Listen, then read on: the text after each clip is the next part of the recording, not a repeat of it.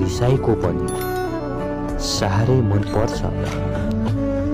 यदि त्यो रिसाउने मान्छे तिमी हुन्छौ भने टाढा भएकै होइन म तिमीसँग वरिपरि मान्छेहरू थपिँदै गएर म त्यो पिठमा हराउँदै गएको हो। तिम्रो यादको भारी बोकेर हिँडिरहेको छु, बिसाउनका लागि घाट बाहेक अरू ठाउँ नै भेटाउन सकिन।